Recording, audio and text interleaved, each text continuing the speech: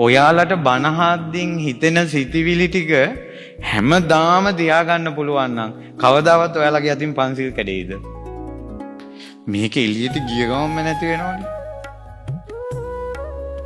මේ බනහද්දින් හිතට හිතෙන හැඟීමත් එක්ක ඒක හැමදාම තියෙනවා නම් ඔක්කොම බ්‍රහ්මචාරීත්ව වෙලා ඉඳී. සමහරට බනහද්දින් හිතෙන ඔක්කොම දමලා ගහලා මාන වෙන්න ඕන කියලා. එහෙම තියෙනවා නම් මේ වෙහෙර විහාර හාමුදුරුවන්ගෙන් පිරෙයි. නමුත් එළියට යනකොට නැති වෙනවා.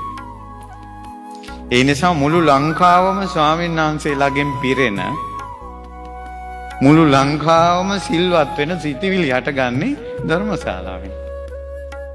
එතකොට සංසාරයෙන් එන පුණ්‍ය ශක්තිය නැති නිසා මෙතනින් උපදින කුසලේ එළියට ගෙනියන්න බෑ. ඒ නිසා ධර්මශාලාවක් කරවීම කියන්නේ පුණ්‍ය සිතිවිලි, කුසල් සිතිවිලි, යහපත් සිතිවිලි හැමදාම හදවතේ රඳවා ගන්න පින්බලයක් ඒක. හැමදාම හදවතේ රඳවා ගන්න පින්බලයක්. බණශාලාවක ධර්මය අහන එක මිනිසුන්ට සුන්දර හීනයක් දකිනවා වගේ.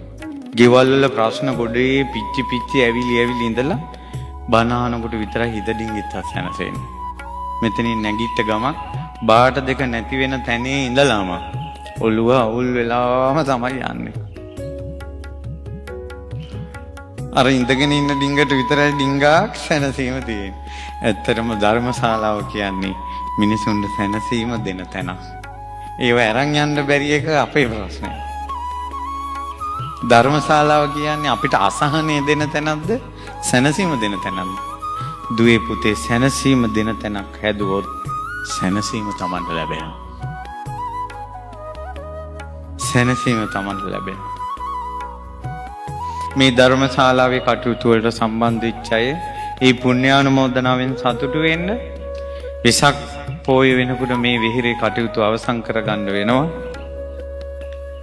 ඒ නිසා පුළුවන් විදිහට ඔයාලා ඔක්කොම කොටස්කාරයන් බවට පත් වෙන්න ශ්‍රද්ධා රූපවාහිනියෙන් ලක්විරු ගුවන්විදුලියෙන් අන්තර්ජාලයෙන් මේ ධර්මය අහන අය ගාල්ල මලෑගොඩ මහමෙවුනා භාවනා සුපුට කතා කරලා මේ ශාලාවේ ටයිල් අල්ලන්න තියෙනවා, වටේ බැම්ම බඳින්න තියෙනවා, මුරගල් කොරවක්ගල් ධර්මශාලාවට ප්‍රවේශ වෙන පියගැට පෙළවල් හදන්න තියෙනවා.